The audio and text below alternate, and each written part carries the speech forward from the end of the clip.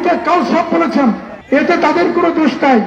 এই বক্তব্য আমরা মনে করিয়ে দিচ্ছি, এতেই আমাদের দোষ। যখন আমরা আওয়ামী লীগকে মনে করিয়ে দিয়েছি যে যারা আওয়ামী লীগ নিষিদ্ধ করার জন্য রাজপথে নেমেছে, আওয়ামী লীগের নেতাকর্মী সমর্থকরা তাদের ভোট দেবে কিনা, তখন তাদের অন্তরে জ্বালা ধরেছে। অমুকের মিছিলে গেছো কা, অমুক রাস্তায় উঠবি না, নির্বাচনের পরে দেখে নেবো, ভোটের দিন রেজাল্ট যখন দেখে তখন তার পরদিন থেকে এক সপ্তাহ নিজেই বাজারে ওঠে না। এই সমস্ত টুটকা ফটকা বস্তানরা ভয় দেখাবে, তাদের ভয়ে যদি একদিন ঘরে লুকিয়ে থাকেন, তারা 5 বছর আপনাদেরকে এই ধরনের টুটকা বস্তানদের নিপীড়ন নির্যাতনে বসবাস করতে হবে। নির্বাচন যতই ঘনিয়ে আসছে, আপনারা দেখতে পাচ্ছেন বিভিন্ন ধরনের টুটকা ফাটকা মাস্তানদের উৎপাদ বেড়েই চলেছে। এসব মাস্তানরা খুবই পরিচিত। 1996, 2001 এবং 2008 সালে তারা আমাদের সাথে মিলে সাধারণ নির্বাচন করেছে। তাদের কাজ একটাই, ভদ্রলোক দেখলে কলার ধরবে।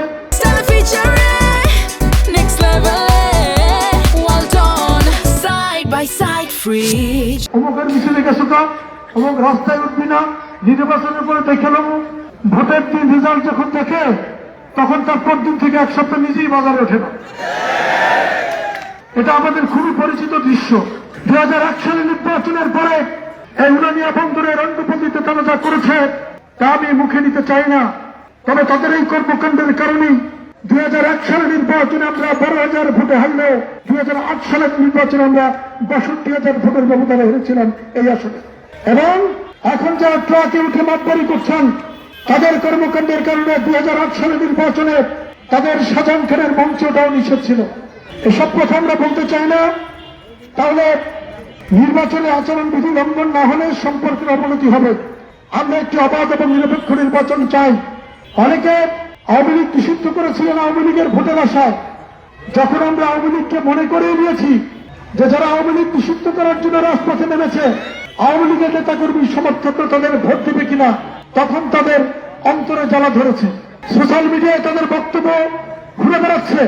তারা ইউপিএ নেতারা আওয়ামী লীগ নেতাকর্মীদের ঠেকতে দিতে চেয়েছেন, আওয়ামী লীগকে কাল সব বলেছেন, এতে তাদের কোনো দোষ নাই। এই বক্তব্য আমরা মনে করিয়ে দিচ্ছি, এতেই আমাদের দোষ।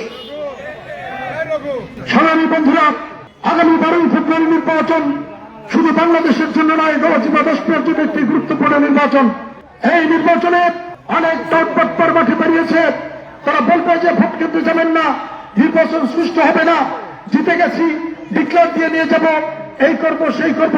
এগুলো সব হারা বিজেপি পরাজয়ের ভয়ে বলে যাতে আপনারা ভোট কেন্দ্রে না যান। কিন্তু আমি আপনাদেরকে বলছি, গলাচিপা 10 জেলার মানুষ ইতিমধ্যেই সিদ্ধান্ত নিয়েছে তারা কি করবে সেটা জানে বলেই তারা এই ধরনের বক্তব্য দিয়ে আপনাদেরকে বিভ্রান্ত করার চেষ্টা করছে। এই গলাচিপা শুনাই কারা সাম্প্রদায়িক সম্প্রীতি বিনষ্ট করেছে 2001 সালের পরে, কারা এই উলানিয়া বন্দরে একজন সনাতন ধর্মের ব্যবসায়ীকে বিনা অপরাধে নির্মমভাবে কুপিয়েছে, তারা যায় দেখেন ট্রাকে আছে। তারা এই গলাচিপায় সমীর পালের মতো একজন জনপ্রিয় কমিশনারকে রাস্তায় ফিরে বেড়েছে, তারা ট্রাকে আছে।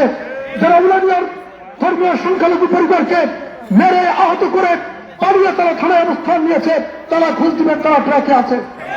শুধু তাই নয়, 2001 সালে নির্বাচনের পরে যারা এই উলানিয়া বন্দরে ঘর ঘর চাঁদাবাজি করেছে, তারা সব খোঁজ দিয়ে দেখবেন তারা ট্রাকে আছে।